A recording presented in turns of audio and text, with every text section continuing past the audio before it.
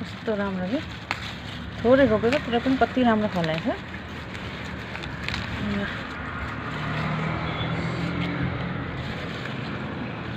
कस्तो मजाले कति राम्रो छ।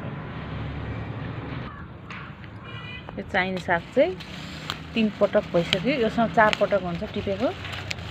जति पनि फल्ने के पात राखेको साग जस्तै टिप्नु पर्ने आइरहने कि। अहिले चाहिँ मैले जम्मा 6-7 बोट मात्रै छ तर 3 चोटि खाइसक्यो। 4 चोटिको पालामा आज अब कस्तो राम्रो गरिरहेछ। अब यो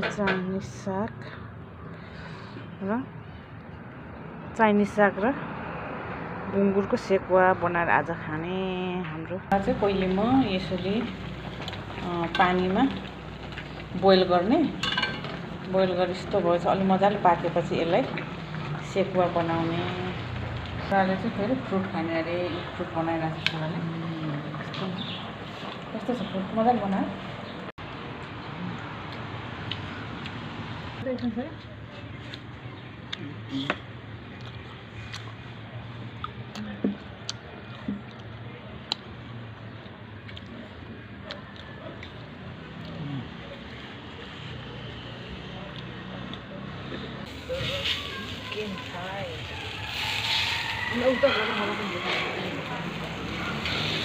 सेकुवा, ओहो तिलको अचार,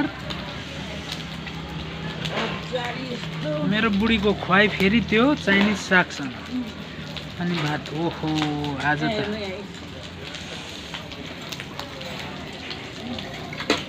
अब छोरोको फेरि स्टाइल छ है। अब यहाँ यता पाक्दै नि छ, यता पाक्दै नि छ। पुरै डामेर ताईमा आगोमा।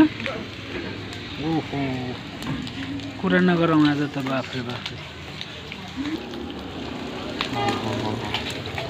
म सेकुवा बनाउँदैछु यहाँ।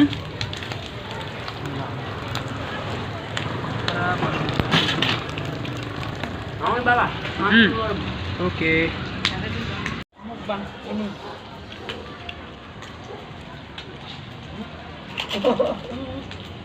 बिस्तार खानुपर्छ है।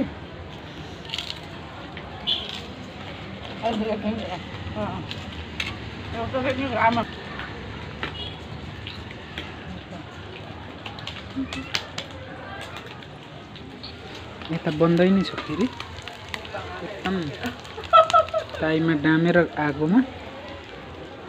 ओहो